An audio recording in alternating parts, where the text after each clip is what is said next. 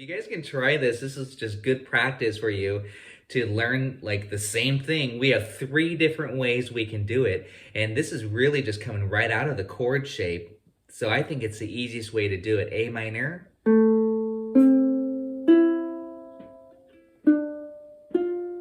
And let it ring. Why not?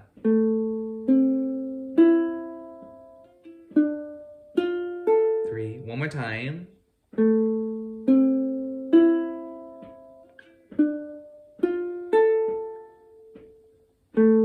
2, 3, 4. Repeat.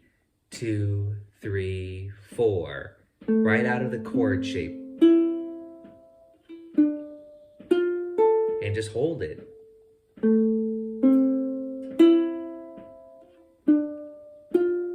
One more time.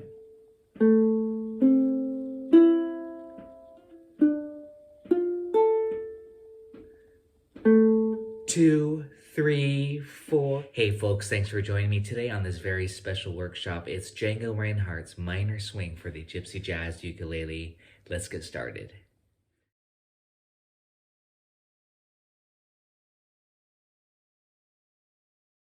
Really appreciate you tuning in for this workshop and registering, of course. It's all about minor swing. I'm here to answer any questions. I'm here to walk you through minor swing, note for note, from chords to the melody, to fancy chords, to some chord soloing, to some improvisation. I want to kind of hit a lot of various topics with this so that you can have a lot to work on. I mean, obviously, we're not going to master it all in one session. You can always review this video, and you can look at all my other materials that's available on Patreon. You all are on Patreon, of course. I definitely recommend a low G string for all the materials that I'm passing out and giving. It could work with the high G. You just have to your leads, you have to be very mindful about not playing that string because it's going to mess up your octaves, but we're all low G, so I don't need to go with that spiel. This is a Kerry Char. Kerry Char is a luthier up in Portland, Oregon. So, basically we kind of came up with this design for this uke, and we've got a sound hole here. And he had kind of an idea of what to create, but it's really more of an aesthetic. I wanted the mustache bridge, and he kind of built this here, the oval hole, this extra hole, more for me to hear when necessary. And this is kind of Tacoma Guitars did that many years ago. They started that hole up here. But basically, and I have nylon strings still on this, but he said I can put steel strings on, which I'm kind of tempted to do to get more of that twang, that Django twang. But otherwise, no, this one, I mean, I don't want to say it really doesn't sound much different from, I hate to say it, but it doesn't sound that much different than a regular tenor ukulele. So it is more of an aesthetic look, but I do have a pickup built in, but I am really curious to put steel strings on and to give it a try with it. So it's but otherwise it's it's just more of an aesthetic look of it that's meant to replicate a Gypsy Jazz Django style manouche guitar. Selmer style, the oval hole, of course. I'm going to load up the materials, the basic here version of it, and I like for us to, then I'm going to walk you through it, but what I'm going to actually do is to load up my sound slice video, and I'm just going to walk you through it and share basically everything that I know related to minor swing as applied to the ukulele. So we're here to help you feel really confident of jumping in on a jam session or performing the song or whatever you want to do with it too. I'm going to start with, sometimes I do the easy version, but I'm just going to go straight to Django, and then we'll talk about it from there. I have on the score version, these are kind of the fancy chords, but this is on Sound Slice. Okay, so I want to show you a couple things, and I hope you all have been using Sound Slice. But as soon as you push play on this is what would come up.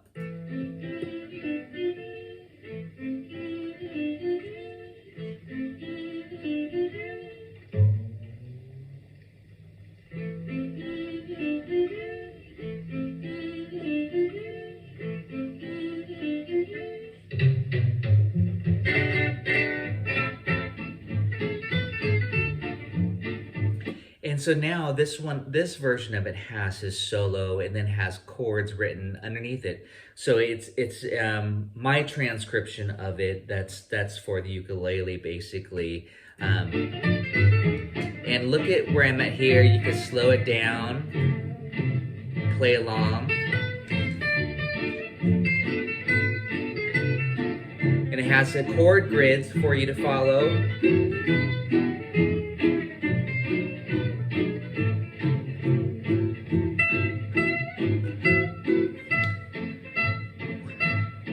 We'll do that, and we'll even look at some of Django's solo too. But of course, that's a little bit later.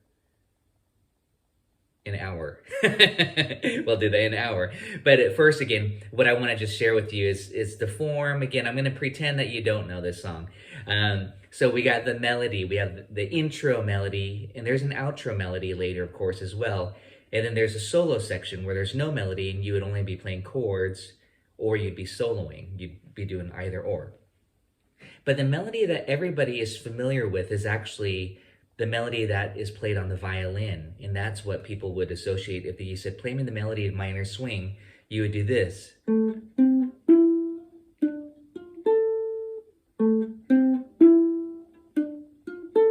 Okay, that's the tune. It repeats 3 times, and there's a little bass fill there. So you would actually do that, not this second part. However, what I want to say is that the second part is actually what Django plays.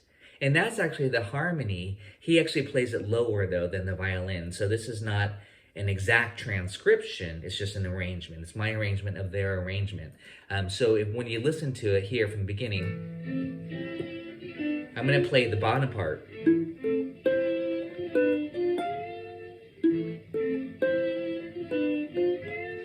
Okay, so, and I'm just looking at my notation here. There's a few things here, like these little pull-offs.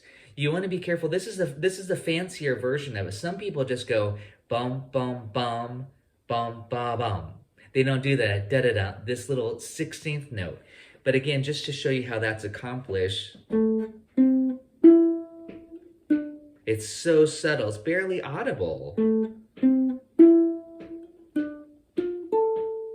Repeat. So I'm just once I'm on this 4th fret here. This is an A minor triad, A, C, E. And then this is the flat 6, but it's just kind of a decorative note above the 5th. You just want to pull off to the D, essentially. So it's 1, 2, 3, 4, and a 1, 2, and repeat. 1, 2. One more time. And then 2, 3, 4, 1, 2. Then you repeat it. 4, 1, 2, 3, 4, and a 1, 2, and 1, 2, 3, 4, and a 1, 2, and 1, 2, 3, 4, and a 1, 2, and then 1, 2, 3, 4, 1. And then we're into some rhythm. And actually, I was just playing Django's little fill here that he does for his solo for this particular version from 1937. But I wrote it as an A minor triad. 1. And again, you can quote that. That's classic, but you don't have to do that. That's not necessarily a part of the arrangement.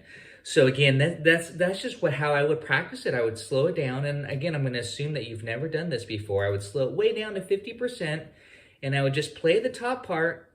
If you have another ukulele that you're playing with, then you can split it up and do 2 parts.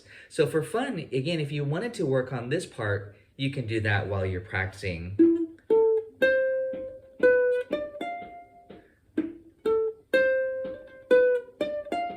And again, this little slur here, you just want to be careful. At first, maybe don't even do it if you're just learning it. But once you learn the basic triad melody, then add it in, okay?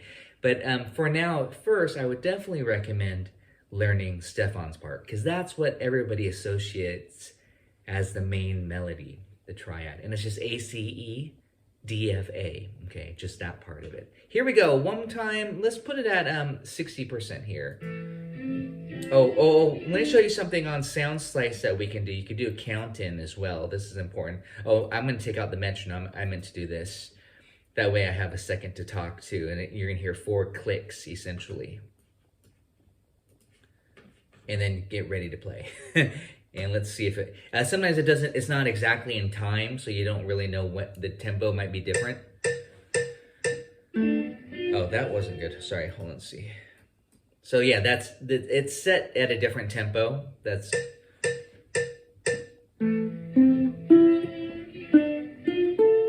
Repeat.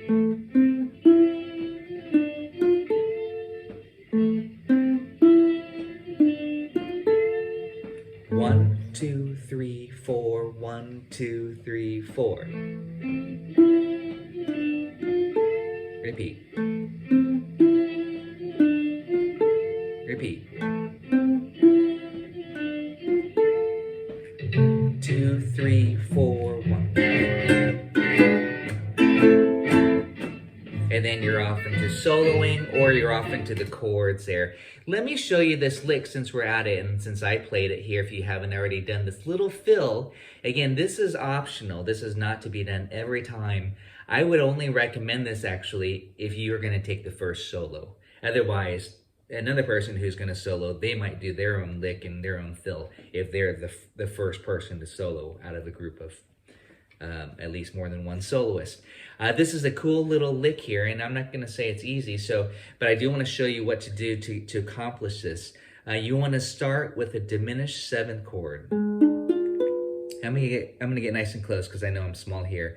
A diminished 7th chord in this case is this 1, 2, 1, 2. This is, by the way, on the ukulele, there's only one possible diminished 7th chord. Okay, and that's it right there. It's this little diagonal, 1, 2, 1, 2. And it's a substitute essentially for E7. It creates an E7 flat 9. I'll get into some of the theory as I talk more about the diminished 7 sub. But I know you're looking at the chart and it says E7 sharp 5. And what we're gonna do though is to take our pinky and scoot it over 1 fret from a B to the C. B is the 5th of E, by the way, so we're sharping the 5th literally. Okay. We wanna go 1. 1 and 2 and 1 and 2 and rest, and then go back 1. 1. Okay, so then you want to move the pinky from here to the B, from C to the B. Here it is super slow. 3, 4, 1 and 2 and 4, 1 and 2, 3. And now it's just an A minor triad. Sometimes I'll do an A minor 6. Okay. Here it is slow if you want to do it with me.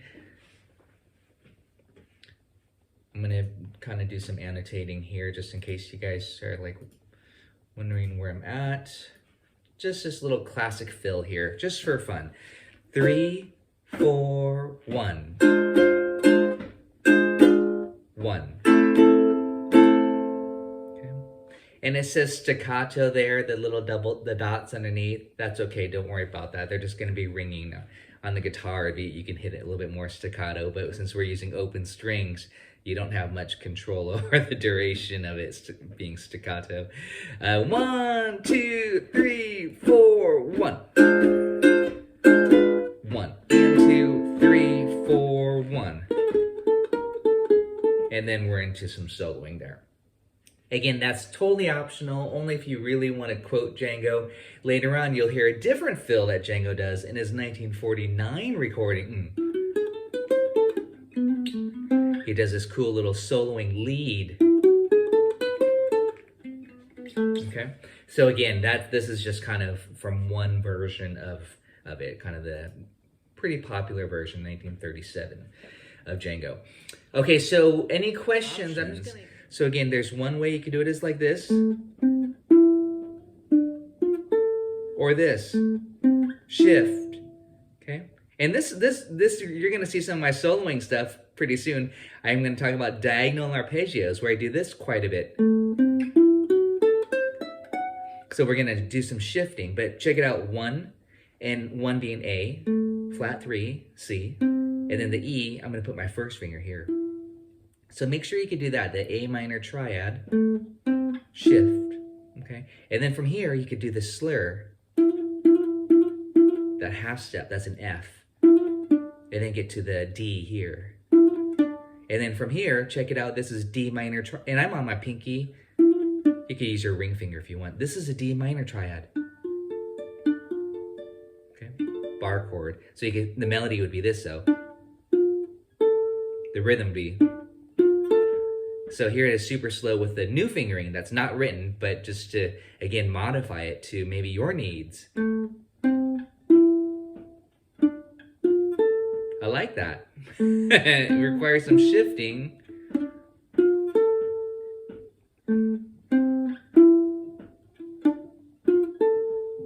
And then this.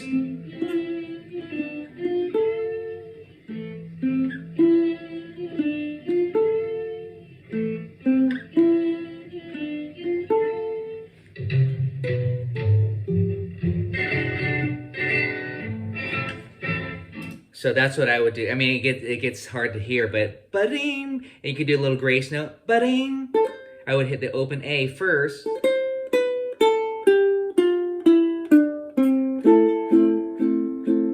So that's down the A natural minor scale, meaning like key of C, A Aeolian mode if you want to do it, pure minor. There's many names for it.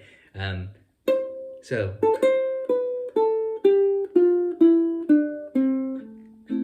then down to the A. Here, why don't everybody do it with me? This is a little scale practice.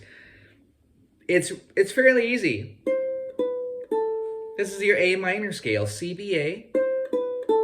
Okay, just copy me. C B A, G, F E. This is key of C, essentially A minor scale. And then D, C. Oh, I want to go to B, but I don't think there's a B. I think it just goes straight to C, A there. So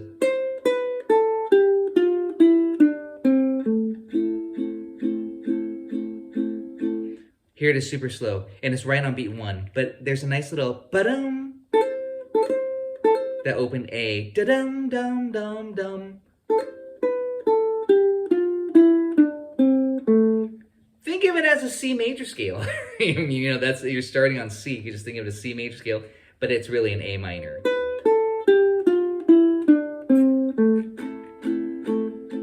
So if you tried it in context, that's good to do.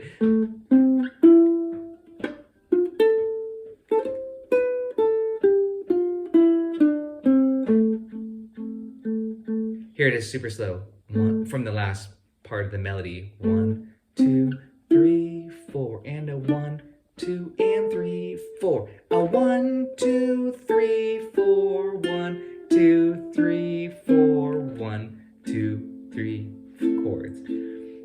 So that's how you can, you know, you want to practice it in context so that you can do it a little bit faster. 1, 2, 3, 4. 1, 2, 3, 4, 1, 2, and 4. A 1, 2, 3, 4, 1, 2, 3, 4, 1. Notice I was using that new fingering. Okay, most people probably wouldn't do it that way, but I kind of like it. So, but here it is with the fingering, of course, as written on the sheet music that I wrote, my arrangement. 3, 4. A 1, 2, 3, 4, 1, 2, 3, 4, 1, 2, 3, 4. D minor. This is the easy version here. I want to do this with you guys. E7. And then back to A minor. If you guys can try this is just good practice for you to learn like the same thing. We have 3 different ways we can do it. And this is really just coming right out of the chord shape. So I think it's the easiest way to do it. A minor.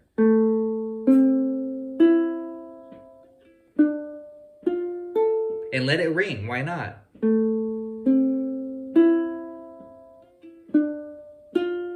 3, one more time.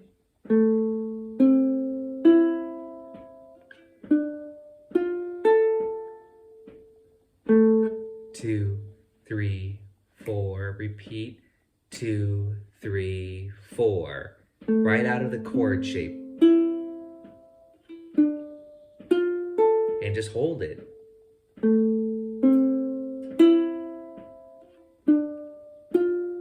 One more time.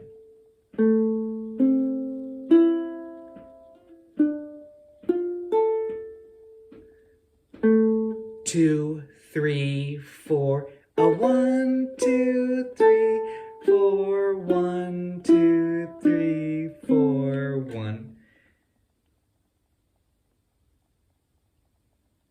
Where that note is here, if you were to hit this note, that's actually right when the bass fills. So you wouldn't strike this note and then do the bass run, because that would add an extra measure.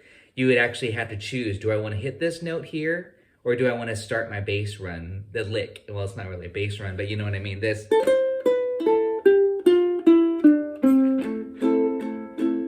So you choose. Most likely you will not do the bass run, but I just want to give you that option.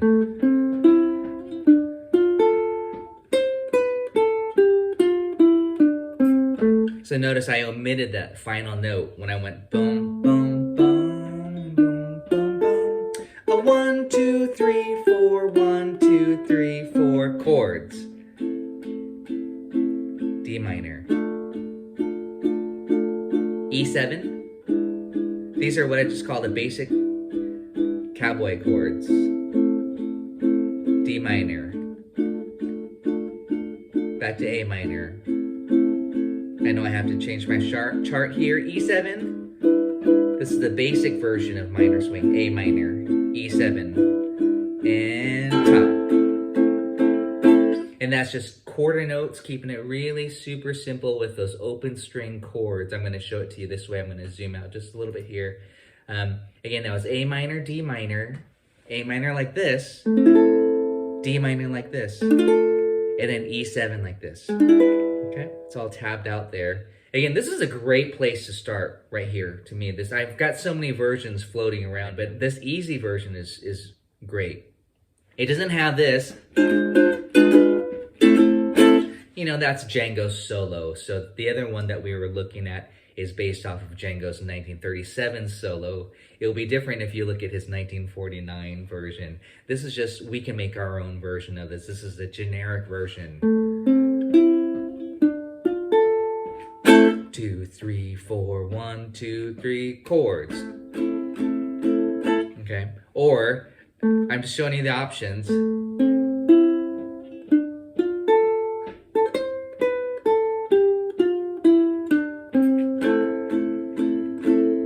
Or 2, 3, 4.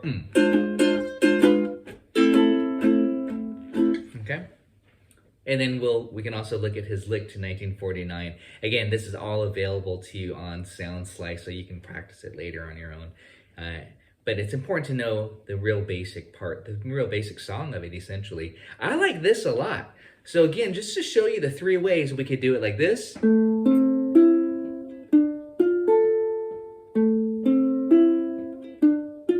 Or this. Or this.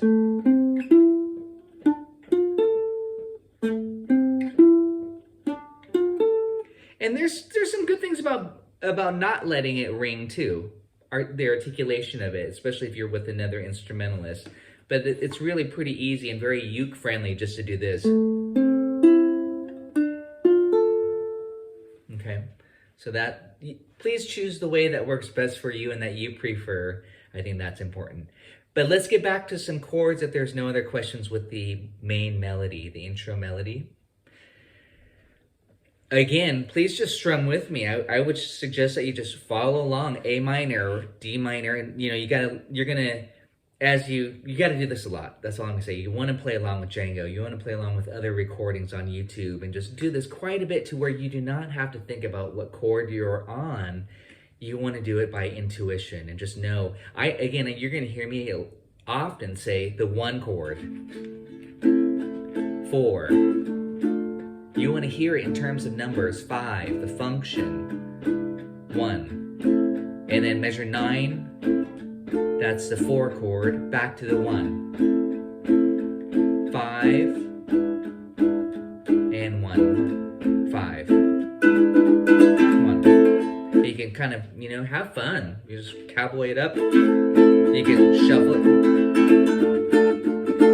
I do want to say that I am doing this, many of you again, here we go again, both of you who took my class before, I talk about this kind of La Pump style swing where you want to just push down each time you strike the chord, push down whatever notes you can press down. If they're open strings, then you don't have much flexibility, but even on that A minor, you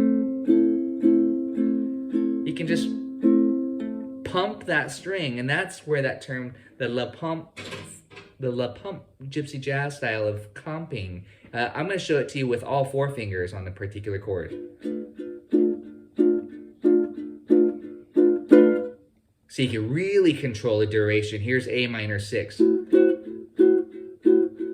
Unfortunately, when you're using open strings, you don't have much flexibility. You have 1 note that you can pump, but it still makes a difference in articulation. Even though these 3 strings are just constantly ringing. Otherwise, you'd have to use some dampening. Some people do it like that. I don't like to do that. And you could even use your right hand. I would do that more. I'm just covering the string after each quarter note strum.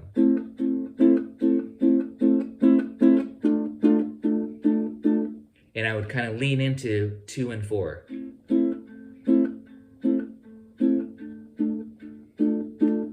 Otherwise, that's another level again. Otherwise, you should just start with this.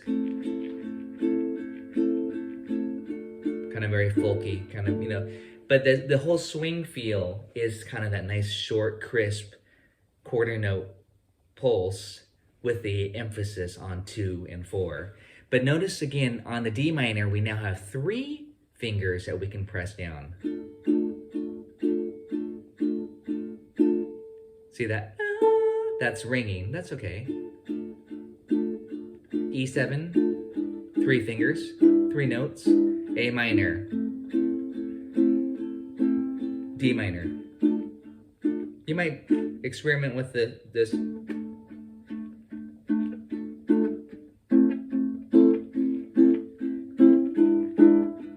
Accent 2 and 4. E7, and here comes a top.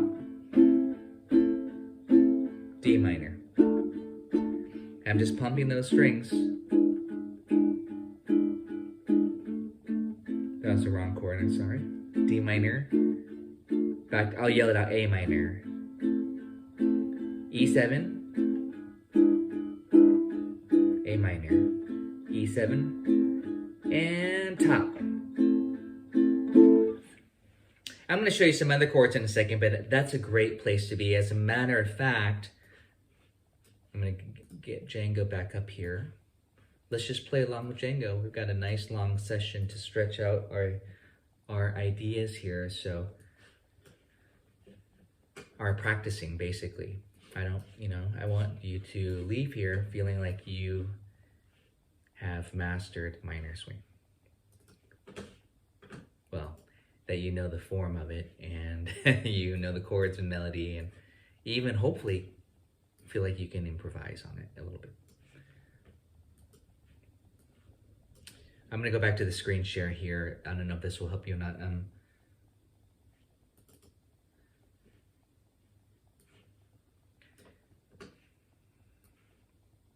Actually, I could go into this mode here and zoom out a little bit. This is the score version. I would say look at the top part. So like right here where the solo actually begins here on this A minor chorus 1. You could play, we'll talk about this in a second, but you could just look at the top part, A minor. And I'm gonna go nice and slow. So A minor. D minor, E7. I'm just using the very basic chords. A minor, D minor,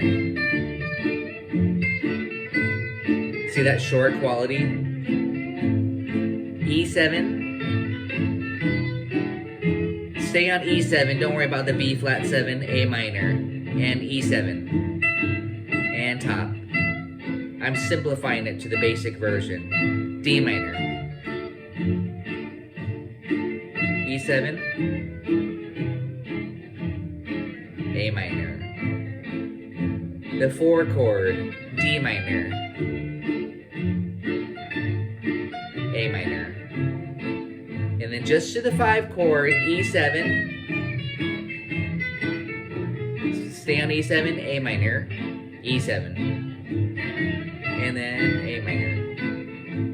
That's a good thing to do. Again, memorize the chord progression, play along with Django, play along with other players, get those basic chords down to where you can hear it and you can know whether you're on the 1 chord, the 4, the 5, and know where you're at even within the progression. That's a great place to be, just to jump in and be like, oh, okay, the 4 chord, back to the 1, you know, just to know where you're at within the song. 5, 1, 5. And that's a simpler version again. You don't have to do the B flat 7 or the F7. Again, some players like to throw that in from the 1937, but he doesn't do that later on in the 1949, and not all players do that. So just please be aware that there's different versions. I would always recommend going to the easy version, which is the one I showed you a second ago. Any questions on that at all? It's nice to know those substitutes, and that's where I just took it off the page, but E7, you can substitute B flat 7 with E7. That's called tritone substitution. But when you're 3 whole tones away from the dominant chord, so if you see E7, you can go tritone. I always try to sing that tritone, and you can go the B flat 7 in place of the E7, or both of them together, as in minor swing. You can go E7, B flat 7, A minor. And then at the very end, turn around here, you can go F7, E7, which kind of makes it bluesy. And that was F7 to the A minor. This is just kind of basic F7, E7, A minor. It's really a nice turnaround, kind of a bluesy turnaround.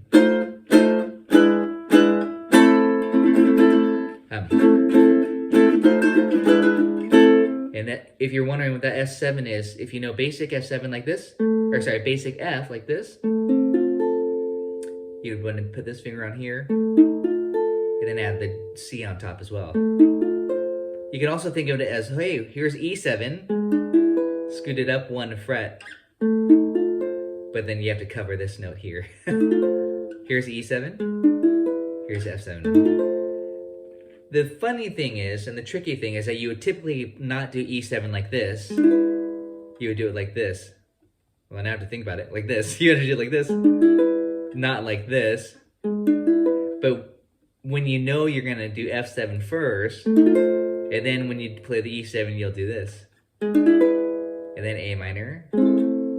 So we have F7, 2 beats. E7, 2 beats. A minor. And that would be the beginning. So that would only be in the very last measure of the form for the solos on measure 16. F7, E7 to the top. Very bluesy.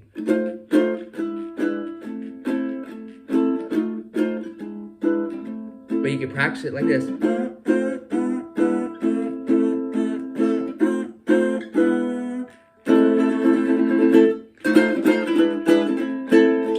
I like it. Throw it in there if you want to. And then again, I didn't show you the B flat 7 chord, but this chord. These are kind of the optional chords here if you want to. More toward his 1937 version. So here's E7, and then B flat 7, and then A minor. And yes, this is a bar chord here. So this is coming, if you don't know this already, here's A7, which is very easy. Open, 1, open, open. And notice I'm using my middle finger only because I know I'm going to demonstrate in bar. and go to B flat 7. So that's 1, 2, 1, 1. So in minor swing, in the 1937 again version, you'll hear it go E7, B7, sorry, I'll say that again, E7, B flat 7, kind of a darker substitution, A minor. And then check it out here. That's measure 16. And then that. So that's the fancy 1937 version, which has a couple more substitutions on those dominant chords. But ultimately, you want to know your inversions. The easiest way to do that B flat 7 is this. Here's E7. They're so related. They have two of the same notes. And then, but again, don't start there if you don't have the basic already down. Add that in. I don't always do that personally myself. Okay, so we have the chords down. We played with Django for a little bit. We have the melody down. We have to do the outro melody. And then we'll talk about the fancy stuff, even though we're already hitting some fancy stuff now. So the soloist, depending on how many people you're jamming with, or, you know, in this case, Django and Stefan, they each take their own solo, and then they'll play the melody out. I'm gonna fast forward. Oh, I'm not on here, and let me show you what I'm doing here for the outro melody. But I'm not notating Stefan's solo, so you just have to listen.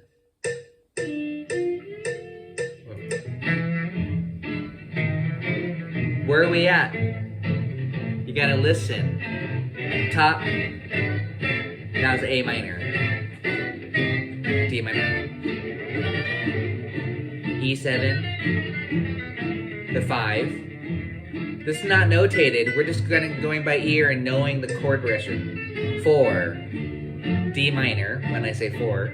A minor 1. Do we want to do the B flat 7? Sure, why not? E7, B flat 7, A minor, F7, E7, turn around. And Stefan solo, A minor, D minor. Get ready for the 5, E7, and A minor. And now measure 9, the 4 chord. Back to the 1. E7, B flat 7, A minor, F7, E7, and top. D minor, I'll yell it out with the letter names. E7, A minor. And here comes measure 9, the second half, D minor, A minor. E7, ready, B flat 7, A minor, F7, turn around, E7, top. Try to get the pumping action. E7, I'm not yelling it out, but hopefully you know, A minor. E7 always wants to go to A minor, D minor, always. E7 goes to A minor, D, A minor. E7, well, the B flat 7 as well, right here. And A minor. Yeah, Stefan. One more time. A minor. D minor. E7. Where does E7 always want to go? A minor, back home, 5-1. And here comes the 4. A minor. And here we go, E7 to B flat 7, tritone sub right here. And A minor, turn around. Melody out. So the outro melody is different from the intro melody. Why? Because now we actually add the 5 chord. We actually need to arpeggiate the E major triad. Remember, the melody is just triads. A minor, D minor. But here they're kind of following the form of the solo, at least the first half. And then it goes to E major, because it's the E7 chord that has a major triad, and then to the A minor. So if you can see where my cursor is, I'm actually going to zoom in here as well.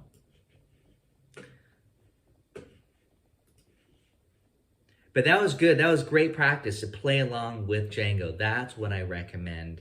Just slow it way down. Have the chart in front of you if you need it.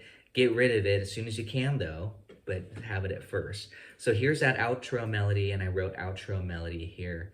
I hope I did at least. Let me take a look. Yeah, outro melody. And again, there's no harmony in this at this point. It's just one melody note. A, C, E, A, C, E. Actually, that should be do, do, do, do. Oh, we'll just keep it as written here. Bum, bum, bum. A, C, E, D, F, A, D, F, A, A. And then E, G sharp, B. I'm not gonna...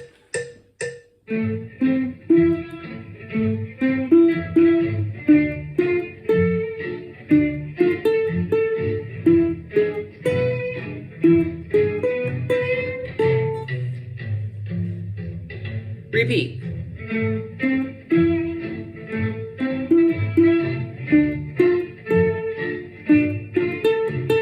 E major, second and 1. And you could just do an A minor triad, or you could do this.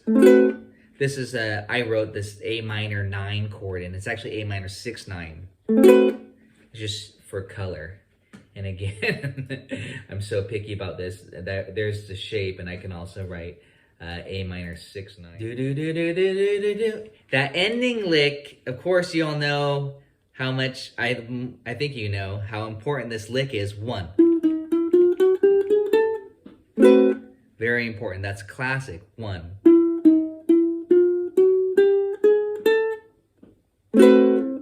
And that was that A minor 6/9. You could just do an A minor chord. That sounds beautiful as well. Or you could do this A minor 6. I'm going to talk about that in a minute. Underneath there. So listen to right here. I'm going to just push play. Maybe you could even practice really slow if you want to. It'll give you 2, 3, 4, 1,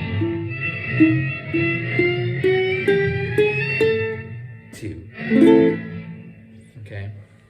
Yeah, that's pretty slow, but you get the idea. Again, if you want to just loop that, you can just work and master that ending lick. 1. I like that chord. It's got a lot of color, but you don't always have to do that. Let's do that outro melody again. I hope who's fingering it like this as written? Do it like this.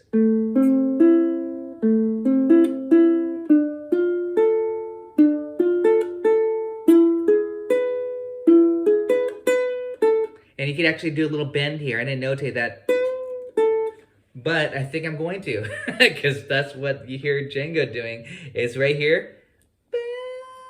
Is you can put a little bend on there. I'm just being a little bit more specific now, and you can see how fun this sound slice is. A little bend. How much of a bend? Half step. Do you want to hear it go up? No. Do you want to hear it come back down? No, you just want to hear it go up. You'd go like this. Here it is with the bend releasing, but you don't actually hear it release. You just hear it go up, and that's what it'll look like on the notation now. Where was that, by the way? Oh, right here. Da dum, da dum. So you do this.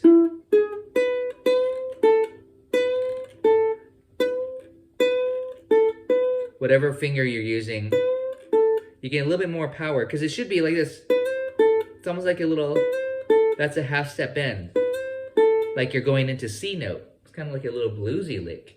Just for your reference to listen. We're being pretty precise, but that's good. That's why you're here.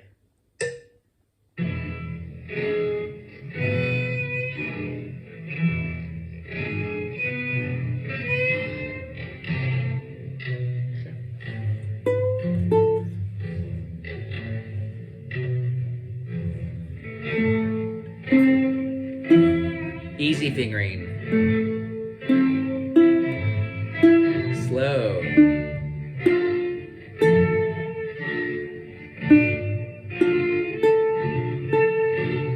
E. Second ending.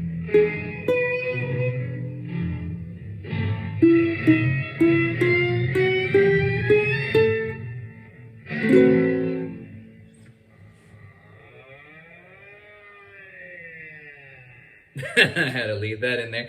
Okay, so yeah, that's slow. That was but hey, 30% of the original tempo. That's you'll master it, if you get it. So again, just to reiterate, A minor, D minor, and then the triad E major, which is this E triad shape here. This is important because we're gonna hit soloing in a minute. Okay, so the melody is just right out of the triad.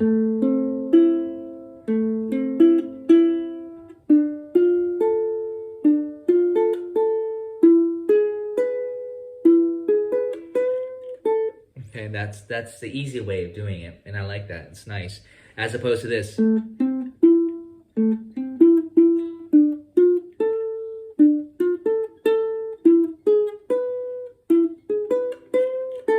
Okay, that way I like also, because now I have control over the duration of each note and the articulation too. Of course, we could have done this.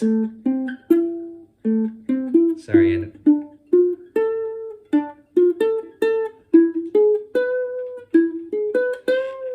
that's another way, but again, I could show you more ways probably, but that's probably too much to worry about. Just learn it one way for now, and then think about your other options. And that's important because that's how you're gonna master the fretboard, is by thinking about where else can I play that A minor, or maybe up high.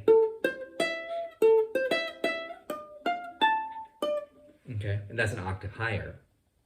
Any questions on that? I don't think, again, I know you're going to play along with Django later and practice with him in the other version as well. But we could start some soloing ideas if you're ready for that. Actually, one more thing I want to hit with chords, and that's actually written on here.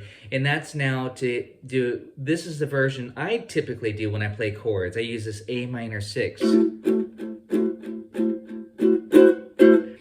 So an A minor 6 chord, here, let me load up the, I keep going back and forth. I just wanted to show you that chord, that A minor 6 chord here. You can see, in this version is good because this is how I notated it here. So notice 2 ukuleles. We have the top part, the lead, and the bottom part. So this is that A minor 6 shape here. And it doesn't show to bar it, but you want to bar, of course. So bar across the 2nd fret. You have the A and the E, the root and the 5th, the F sharp, which adds that 6th degree, that color, and then the 3rd, that makes it minor on top. That to me is a very gypsy jazz sounding chord. It's going to be great when you want to do some chord soloing like this.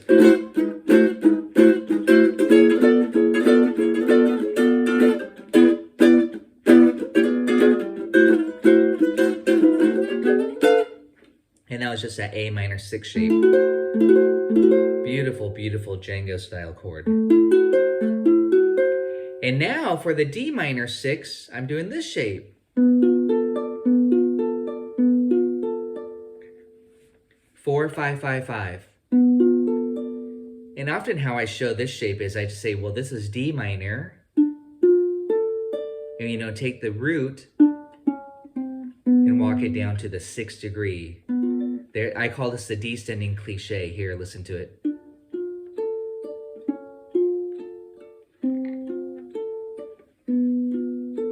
It's a beautiful common chord movement to go D minor major 7, D minor 7, D minor 6. And just make sure all the notes sound nice and clean. Especially when barring like this. Otherwise, you might want to squeeze all of the fingers in here if it needs to sound. And again, now by doing this, we can actually control the duration.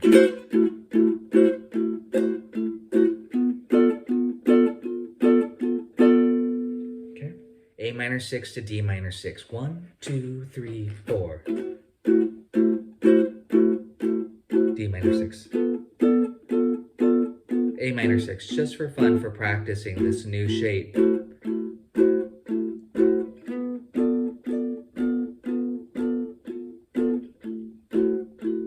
Doesn't hurt to go back and forth.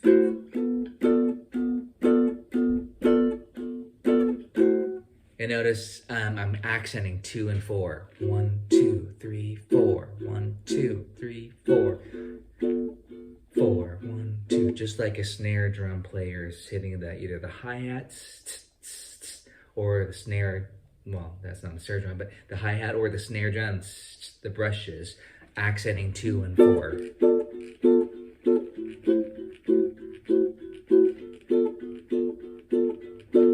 Here's E7, not like this, but like this.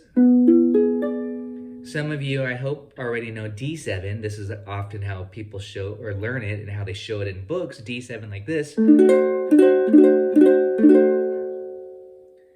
So here's E7. So here's F7 if you wanted to.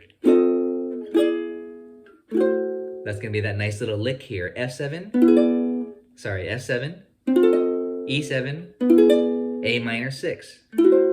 Like at the end of that turnaround, you go 2, 3, 4, 1, 2, 3, 4.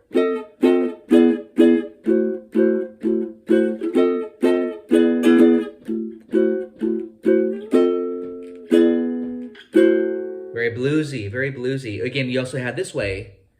But now you have this. 3, 1. So again, I would loop that just for practicing to get, it's muscle memory for your fingers. We have F7, E7, A minor, and that I call it the flat 6. F is the flat 6 of A, E is the 5, but F sharp is the 6. That's why F is called the flat 6.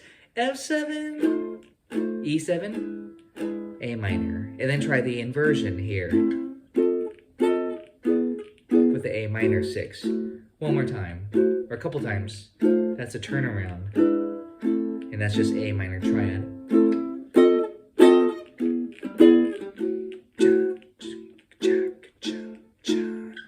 I'm just looping it, but I'm mixing these up.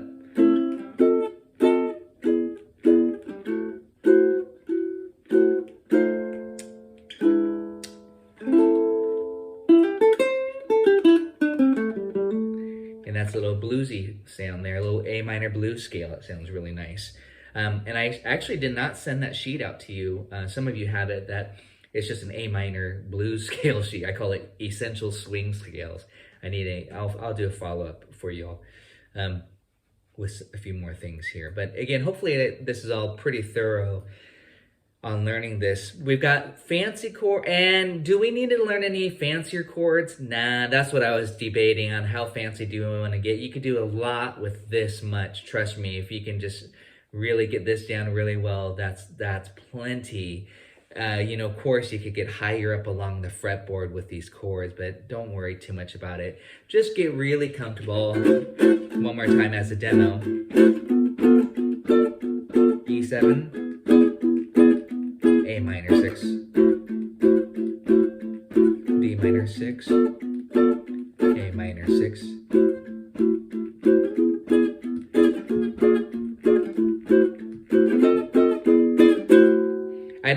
Excuse me, I didn't show you the B flat 7, but I did do it. I went E7, and then B flat 7, and then A minor 6. Just like we did on this 1937 version again. B flat 7, I'm going to show it to you this way. If you all play G7, we all know and love G7. And then I always recommend refingering it if you know you're going to be moving it around to make it a movable shape. Here's G7 now. I always say put your finger behind the nut here so it's a 0 fret. So here's A flat 7. Here's A7. And of course here's B flat 7. But here was E7, B flat 7, A minor. Just do that a few times. E7, B flat 7, A minor 6. So it'd sound like this.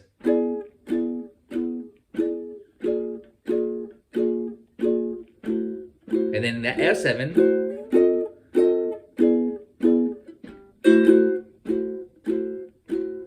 I'll do that again, slower. E7, B flat 7, A minor 6. F7 to E7,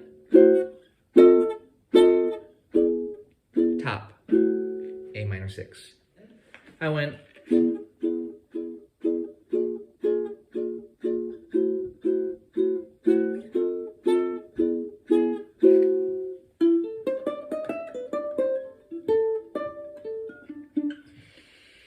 So yeah, it's all right there, the A minor 6 and the F7. There's actually 4 F7s that I wouldn't say should know, but there's 4 different inversions for any 4-note shape.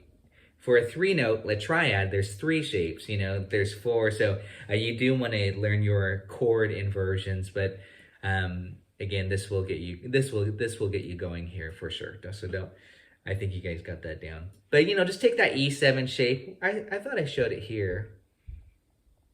Yeah, that E7, and just move it up 1 fret, and then that's F7, so you can have your options as far as where do I want to do that F7, E7, here? Or here? Okay.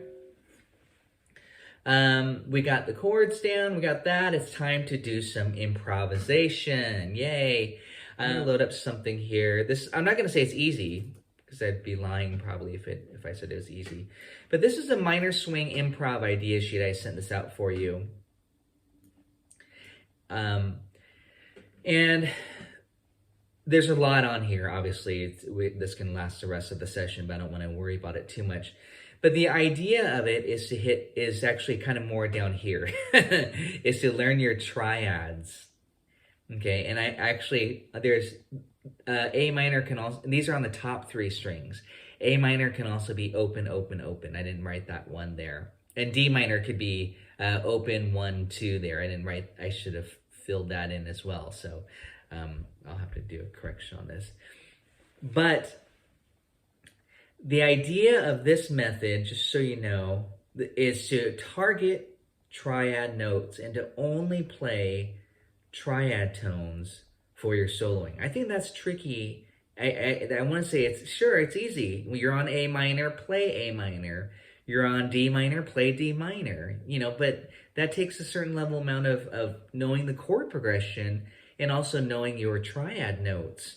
So I think the thing that will help you with that the most is to look at this and to just kind of choose a triad shape. I'm going to show you which one I'm going to choose. I'm going to choose this one.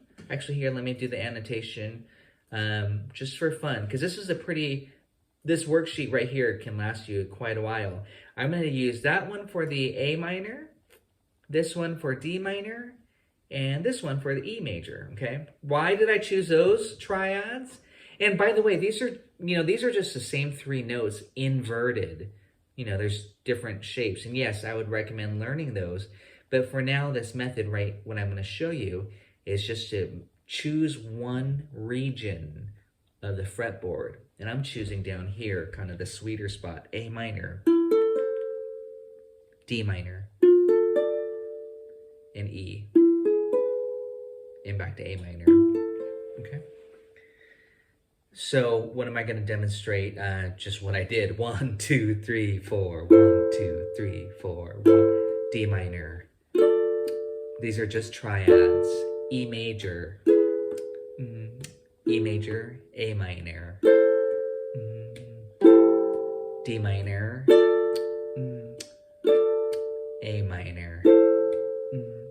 A minor. E. E. Forget about the B flat. That's not important. That's just a sub. A minor. Even on the turnaround there, sometimes I don't even bother with the quick change F, E7. I just stay on A minor. That keeps everything as 2 bars. And I do have that worksheet that I sent out to you. It's a pretty long one. It's called Gypsy Jazz Bootcamp A minor. I'm going to load that up. This is kind of just a quick overview, summary of it.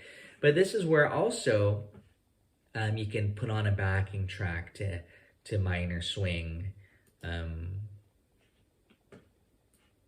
There's it says old style. There's different versions of minor swing you'll hear. And we just did the 1937 version. I'm going to slow down a little bit too. A lot. Even more. D minor. This is just a demonstration of this triad method. This is kind of the preliminary A minor. E major for the E7 chord. Don't worry about the B flat chord there, and back to A minor. And just stay on A minor, that's 16. And here we go, top, A minor. D minor. again, I've already mapped this out. E major, A minor, D minor, and back to A minor. Where is it gonna go? To E major. And where does E want to go? Back home to A minor. And don't worry about the turnaround here, F7. Now watch what I'm gonna do.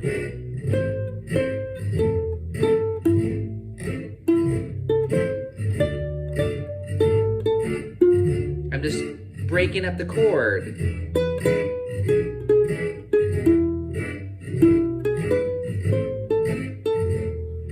Where are we on? D minor, right here. A minor. E. A minor. A minor. D minor. Adding rhythm, of course. E. A minor.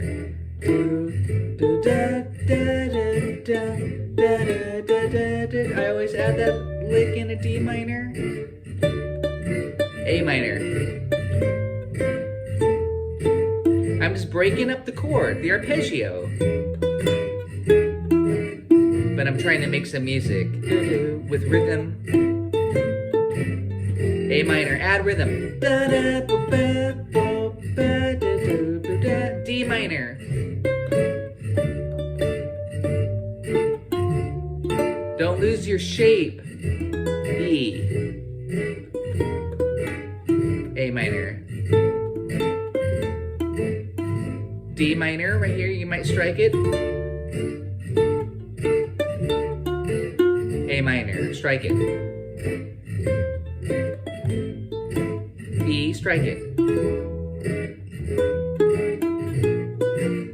A minor. Now I would go up to the next inversion.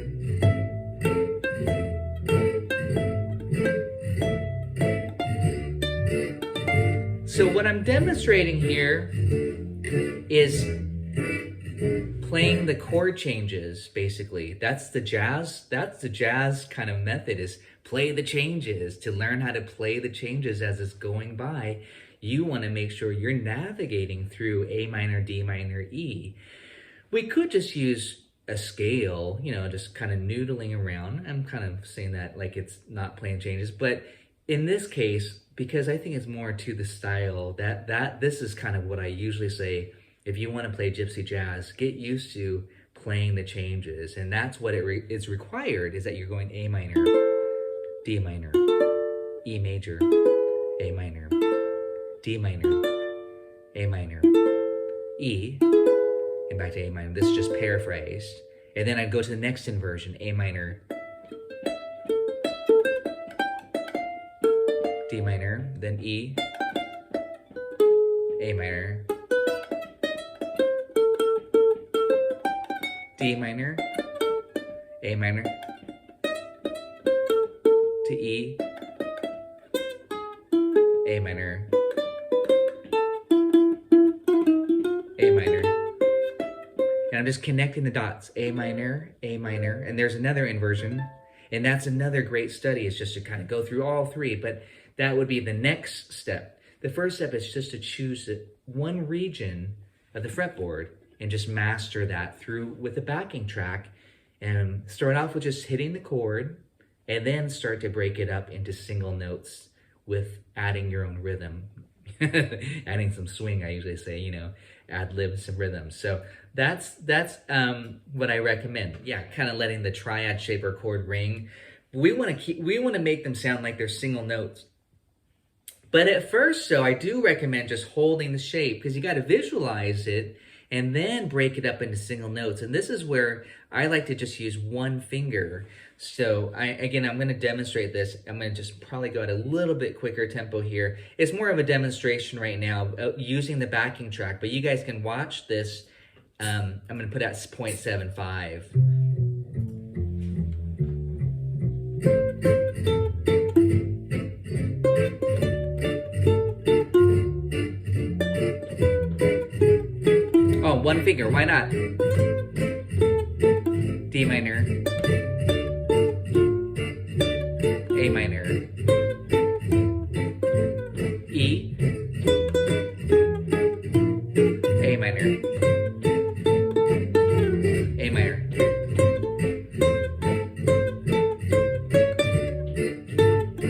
That was D minor, E, A minor.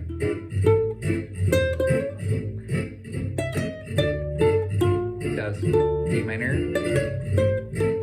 A minor, E,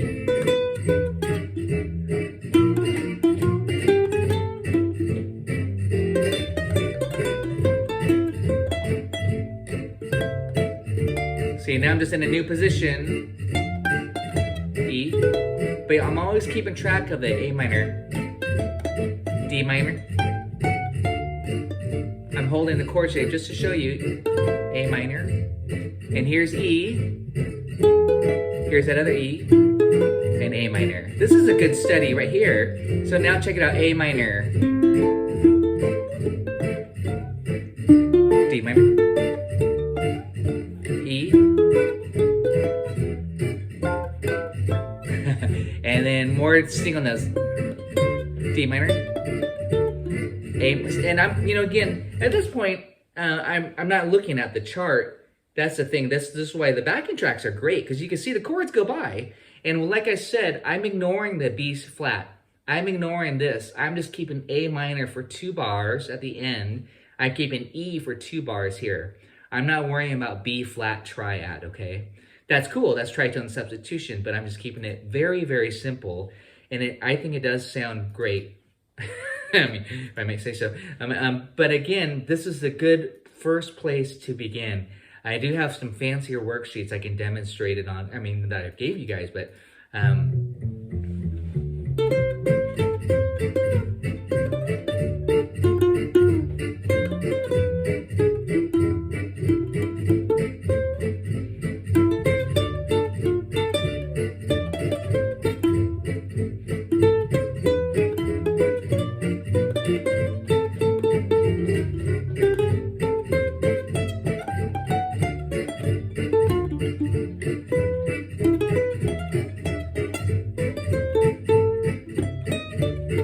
and of course you can work on Django's solo note, and that was the real tempo there, 190 there.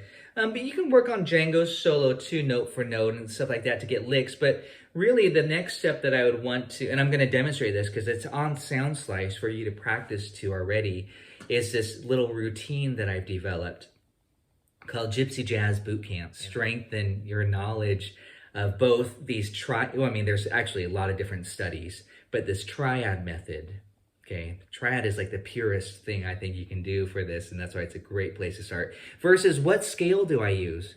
Don't even bother with thinking scale, I think. I'll show you a scale though before we leave, but I would say get to the heart of it by just outlining the chords. Scales are great if you're like, hey, I don't want to think about what chord I'm on. That's usually when I say, okay, just play a blues scale, or just play the harmonic minor scale, or just a natural minor scale that you can use that sounds great, and I'll show you that in a second here too. So again, but this is where it's at to me, and that's why I'm emphasizing this so much. But I think I want to show you another sound slice, and feel free to ask questions. I know I'm talking quite a bit. I will include that. Yeah, that's a good little worksheet. That's the one I generally share when I'm doing and I'm surprised that, I'm sorry, yeah, maybe I did mess up and sent out the guitar version. So Anne's talking about this little worksheet here, this minor swing improv ideas for the ukulele. This is the one I generally share when I teach minor swing, and just to like give some really quick ideas. But there's a lot of stuff on here. And the idea again is I'm spending all this time on just visualizing, but I kind of want to update that, because like, look at, I'm using this particular shape here. I just showed you a few different shapes, but the shapes are down here. Okay. And I didn't use any open strings. That's why you didn't see the open ones. And then there's more arpeggios. But this right here is very important, what we can do with it afterwards. And this is now where you can add, once you have the triad shape mapped out, this A minor, D minor, E major, then you can add a half step lower neighbor tone. And then it's going to sound like, well, don't worry about what's written there, but it'll sound something like this. Okay, so once you again have that A minor mapped out, these notes, then add a half step below. Da da dum, da da dum, dee dum bum, bum bum bum, to create a little bit of tension. It sounds beautiful. D minor, E, A minor, D minor. That's called the lower neighbor tone. You can hear it often called an auxiliary tone. You might hear it called an approach note by different jazz educators. I call it a lower neighbor tone, meaning you're just going to go over to the neighbors and come right back. An approach note terminology might be when you're going into the note, a half step like this. And that's very Django too, but I didn't go da-da-dum. I just went.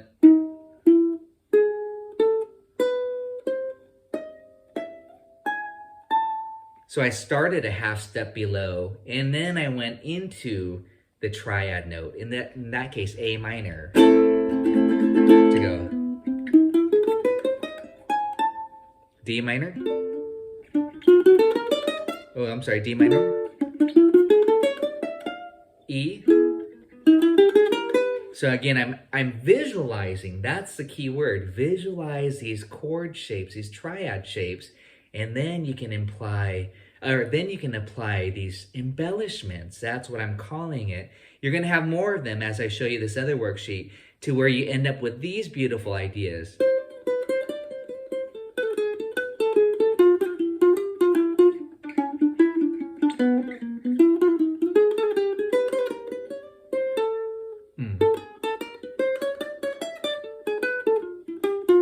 And then now I'm just doing the same thing. I'm visualizing, I'm playing the chords, the triads, but I'm embellishing quite a bit to where it's starting to sound more like music, versus just the chord tones. So it's starting to sound, I want to say, more ornate or embellished. Again, I'm using the term embellishments. But the visualization process is what's important, that you can visualize where A minor is, D minor, and E, and then you learn these embellishment tricks. So on this worksheet, the half step below is a great place to start. And then on that E7, the E major, if you guys want to play it right here, then I say, actually it's right here, this portion of it, on the E to go a half step above.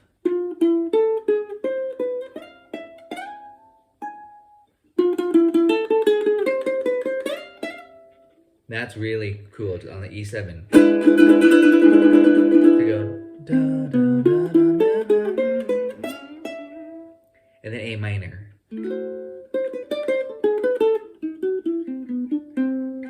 And again, I nicknamed that the Mona Lisa. Mona Lisa. I've got nicknames for each one of these kind of embellishments. I'll say, yeah, let's just work on the Mona Lisa. Let's work on the lower neighbor or the upper neighbor tones. So again, that's a big part of it. Obviously, that's going to take a lot of practice on your end. First of all, to memorize those shapes. D minor, E, A minor, D minor. Take it through the song. A minor, E, A minor. And then as Alex said, I don't know if he has a direct question, but I like to break it up and just use one finger. I'll use my middle finger. E, A minor, D minor. minor, A minor, E, A minor. Then I add the lower neighbor. But I'm already visualizing that A minor. So I wouldn't recommend those embellishments until you can, memorize the triad shapes and stay in one region. Don't try to do all your inversions right away. I think that's too much too soon. Actually, I didn't use my index finger for those. That one I used my middle finger. So this is a great exercise is to use your middle finger only for all of the notes. If you know, you're going to use the lower neighbor. So check it out. A minor is this. Everybody can do this with me. Visualize this first. If you're like, wait, what was that? You got to do this first. Okay, that's an inversion of A minor, C, A, E. And I'm not worrying about the fourth string. I'm just doing 3 strings only, the top 3. So then now try this. Okay, you got to. And now I'm using only my middle finger. Now add the lower neighbor tone. So we're going to start on the chord tone, below it, and back. So that's why I'm starting on my middle finger. With a little bit of swing, might sound like this.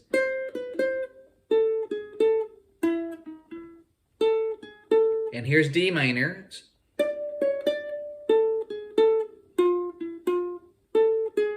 Here's E.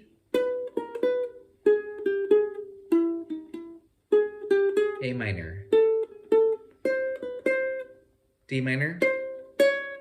And sometimes you'll hear me do these little chromatics.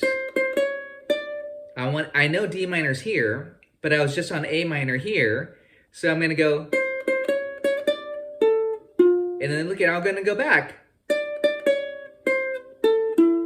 You can always kind of add a chromatic note to pull you in there. A chromatic note meaning a note that's not in the chord, perhaps. But chromatic specifically means like consecutive adjacent notes, like this, half steps. That's chromaticism. I love adding chromaticism. It adds tension, Django. And these notes are chromatic too because, okay. And then there's a whole series of exercises that I have called the Gypsy Jazz Boot Camp. And I'm really tempted to find that for you. This is called Day 1 Gypsy Jazz Boot Camp. Day 1 minor swing triad embellishments. Shape, but I'm only using, right, for what I just showed you at least, I was using the top 3 strings. Now I'm doing all 4 strings. Just, you can watch the whole lesson, but that's the first step, is to use one finger and get the shapes down. And then number 2 is adding in the lower neighbor. Look at, I think I synced it up, so you can just do this.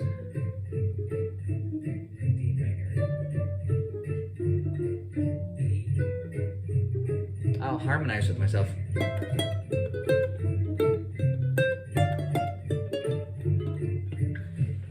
See, so you got me right here to practice with all this method. And then I'm going to say upper scale tone. This we did not cover right here. 3.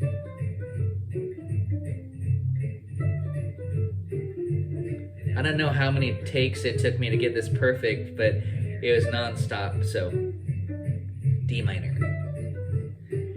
This one, I know it's going by fast, but this was the upper scale tone neighbor. So you would visualize that A minor triad, but then you'd start on the note above it. So here's A minor, and you're going to B minor, but you're going da dum dee dum dee dum dee dum, and then D minor, da dum dee dum. I was adding a little bit of rhythm there. I was going.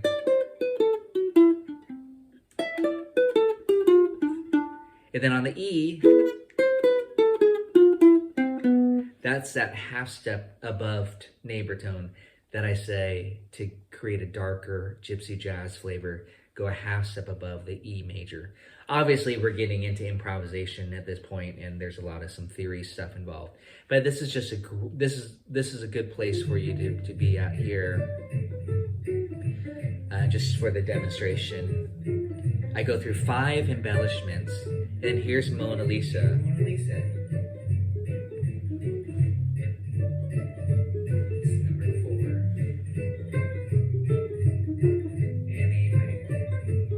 can slow it way down, don't forget. Okay, you can just follow along with me. But if you don't have the shapes down first, then that's where I would recommend to go back to. Just make sure you know that I'm following these shapes. A minor. And then here's the fanciest one.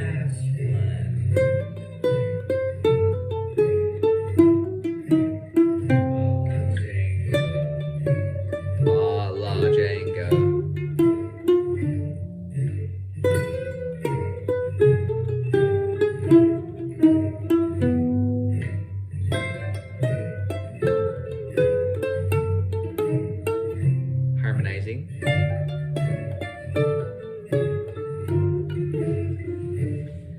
Advertisement there, of course. Anyways, that's the idea, you guys. That's all about soloing right there for leads. I think if you can get through that, along with, well, I'm gonna show it to you yet, but along with just, I'm gonna show you a scale. It's not written, it should be, but I think it's written somewhere else. Just an A harmonic minor scale. I'd love to show you this scale. To me, sometimes someone will say, well, what's one scale I can play through minor swing? And sometimes I'll say like a blues scale. And that was A minor blues. I'll show that one to you in a second. But the scale that I like the most for gypsy jazz is the harmonic minor. Let me just show it to you, then I'll talk a little bit about it. But we got A, B, C. I'm going to show it to you on one string because it's easier that way. A, B, C. And then from A, and that's the first three notes of A minor, by the way. And then now put your finger on D and do the same intervallic relationship motif that you just did. And then D minor. We're not going to do the same on E, but here's E. And now do this. The intervals here are a little bit funky. We have E, F, and then G sharp, 11th fret. And then back to A. So listen to the scale. I showed it to you kind of broken up here. A, B, C, D, E, F, G sharp, A. So it's going to sound like this.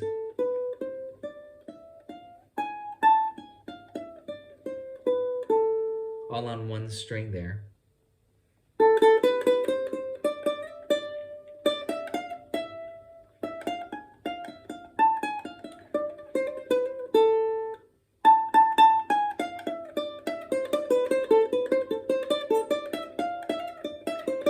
Now I'm noodling around. If you said, Tracy, what chord are you on? I don't know. I'm just kind of goofing around.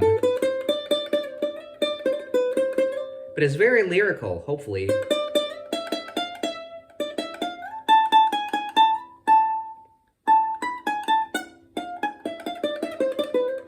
So again, do that. Noodle around with the A harmonic minor. Actually, I'm going to just goof around a little bit more. You can do it with me. D minor. E7.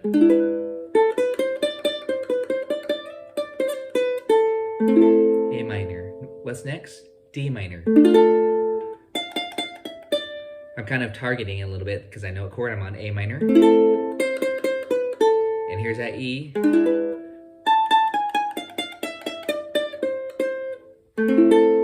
Okay.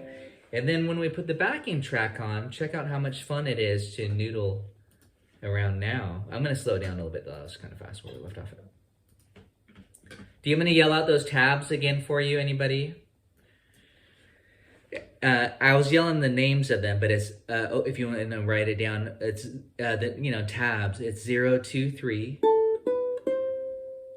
5, 7, 8, 11, 12. And if you want to go up with the octave, 14, 15, 17, 19, 20. I don't know if you guys have that cutaway up there. But check it out. Just goofing around with a harmonic minor scale. A harmonic minor.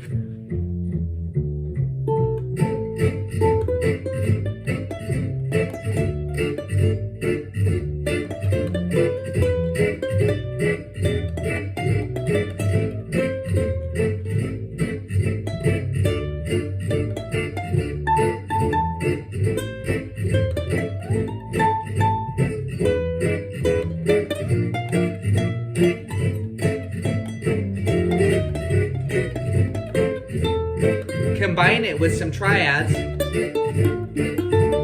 Harmonic minor.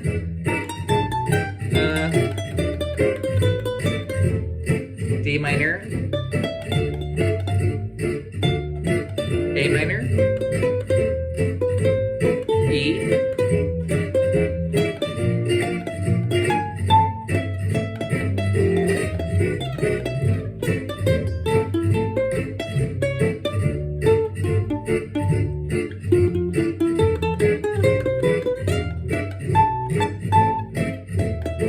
D minor, A minor,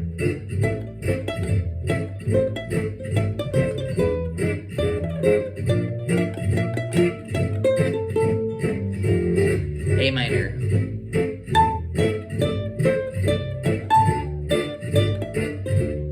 E,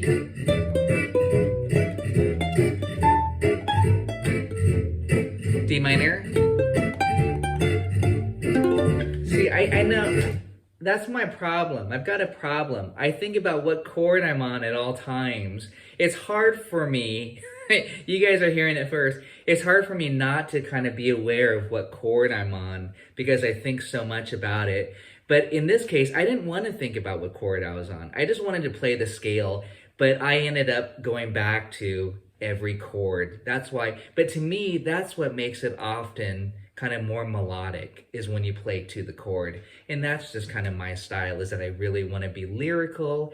I really want to try to play to each chord. The good thing about the scale is you don't have to think about it, because the scale actually contains each one of those notes of the harmonic minor scale contains A, C, E, D, F, A, and E, G sharp, B, the triad notes. It contains each triad notes. So, you know, you can kind of just goof around. You know, don't think about the chords. I ended up yelling out the chords, so that's what I did. I didn't mean to go and do that. So that's what I ended up doing, though. Like this, the boot camp series, I have it for all of me. Same thing. And I'm doing the same method, all of me. And we just target right through each one of those versus playing one scale throughout the whole thing. All of me actually, if it's hard to just sound good and play one scale. You kind of have to play the changes. So to answer your question, it's kind of song specific. If the song has a lot of secondary dominance, then you gotta be careful and kind of target those. If a song is really basic, like just, you know, 1-4-5 folky song or something, then you could just stay within the scale and sound pretty good, meaning pentatonic or diatonic scale. In a minor key, of course, harmonic minor works very well, just to noodle up and down. But otherwise, yeah, I would say it is song specific, but pentatonics are great. And I think that's the thing I want to just end today's lesson. I know we got deep into improvisation, but that's again, you know, the next step after you learn the melody, you learn the chords, is you want to be able to solo. And I want to show you a couple of possibilities. So I showed you the triad method, targeting. That's obviously my favorite approach. You can go and study the Django solos. That's advanced. So when you're ready for that, go to the Django solos and learn some of his licks note for note. But it is all on sound slice again. But the last thing here is just the pentatonic and blues scale, and I would love to show that to you. I'm going to send you a follow-up PDF. If you don't get it by tomorrow, send me a message. I'm not going to be able to do it right now after this session, but I am going to show you the pentatonic scale, but I'm going to show it to you this way, if you don't already know. This is A minor penta. I'm going to show it to you, I'm going to yell out the tabs too. 3-0. And then that was starting on the first string, obviously. 3-0. 3-0. I'm going string by string. 2-0. And then 2. You can actually go 2-0 again. So it's basically 3-0, 3-0. 2-0, 2-0. But G doesn't feel like home. A does. You can make it bluesy by adding a little some bending. Now it kind of sounds like rock to me. Like this.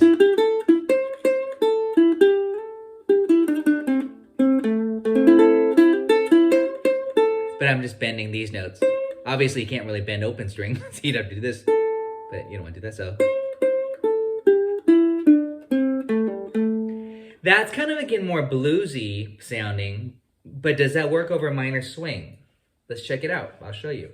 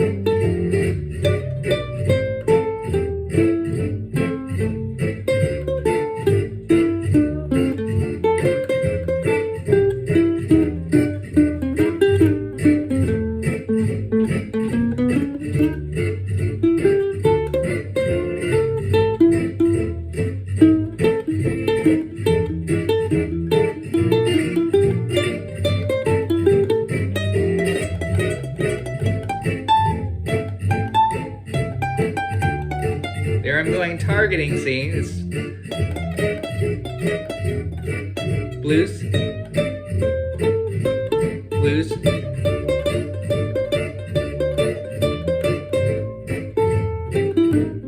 targeting, blues.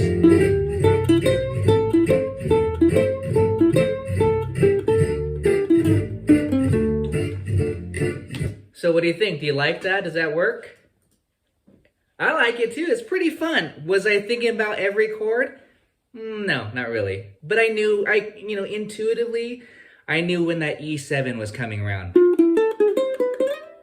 And then when it resolved, because that 5-1 relationship, E7 to A minor, it creates that tension. And then when the release comes, the A minor, it feels really good to do a blues lick. That's why I say blues lick.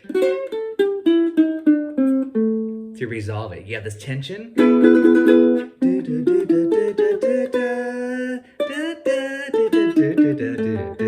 Something pretty bluesy there. And I added one note in to make it blues scale, by the way. This. Right here. And usually I'm just kind of gracing that note. Sounds like the Pink Panther theme. Or I do this. And so again, I'm using that blue note, the flat 5, but I'm not really hanging on it. I'm kind of just sliding in and out of it, either direction, below it to the 4, or above it to the 5. And notice I'm refingering the scale a little bit now. Now I'm not using the open strings. I'm going, instead of this, let's see. Yeah, instead of this. I'm gonna do this. I'm gonna show you one lick 2 different ways. Or this. So again, it's the same, different sound, but the same 3 notes. So if you saw it on paper, you might do the open string, but it sounds, I don't know, different. I won't say better, but sliding. So now I have to do a course on some blues playing for fun. But I apply that to summertime. Summertime, and the living is easy. Fish are jumping. And I'm just 100% playing within that blues scale, A minor blues. But you want to just, again, master it in a couple different positions. In here. I just think of them as these little positions. That's how I'm thinking of it. Whew, that's a lot of stuff again. I think that's a lot of music that you can make just with these tools. You could get a lot more advanced, but it's not always going to make better music. So that's what I'm thinking here. Any other last minute questions? I know you guys will have a lot of materials to look at and review here, but here's A minor, but maybe to lead into the A, to go into the note. Is that what you're referring to? But here's something I will do quite often and I think this is maybe is closer to what you're asking. But here's A. I know I'm on an A minor chord of some sort, but I'm starting here and going. I'm kind of leading into that A. Instead of just starting right on the root. So it doesn't sound too like, you know, like an exercise. An exercise is like, okay, here's A minor, D minor. But, you know, you can kind of disguise that by going, and it starts to sound more like a melodic phrase versus like, hey, I'm targeting A minor. So these are kind of these are what you'll find in my little etudes, my solo etudes. Not just my Gypsy Jazz Bootcamp exercises, but these are more like solos. Like hopefully they sound like music is what I'm saying. You know, like where there's lines. So playing A minor, but to add a scale note, the 2, to make it a scale fragment like this. D minor would be this. And again, that starts to sound a lot more melodic. And then D minor. So I'm just adding in one scale tone in between the triad, the 2, and that's called, I call that a scale fragment. And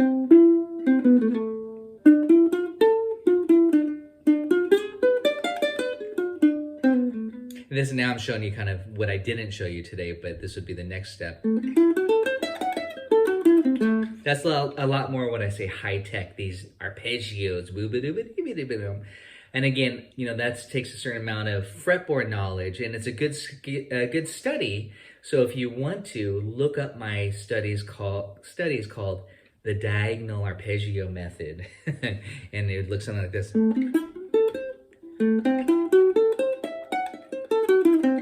These are the arpeggios. And then D minor.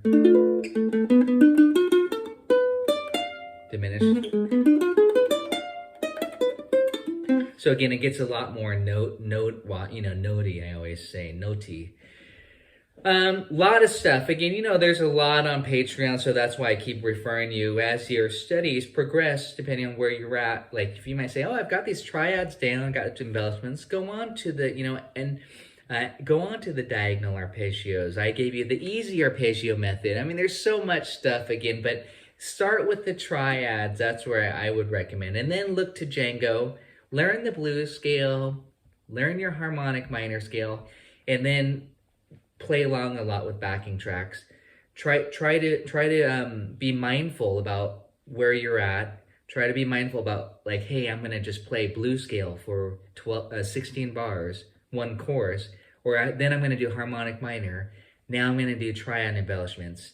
Now I'm just going to mix and match and have fun and just go by however I feel. That was, actually, I just shared it yesterday. I was saying that was actually the first one that got me really, by doing that for the ukulele, I was like, oh, this is fun. I'm going to really kind of start to do more Gypsy Jazz ukulele materials. Because at that time, I was strictly guitar. But then I did that one, and that kind of led me to the whole, you know, wanting to put it out there for ukulele. Because there's not that many resources for Gypsy Jazz ukulele.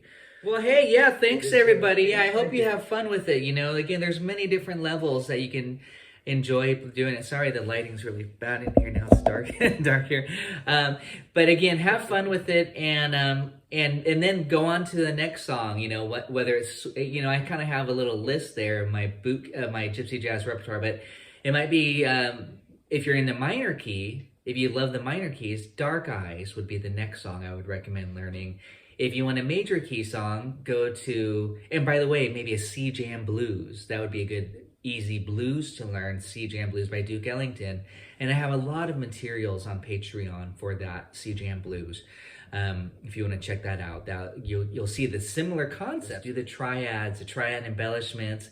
Let's do pentatonics, you know, same type of deal. And then All of Me and Sweet Georgia Brown. I'm naming these songs because I have quite a bit of materials already available to you.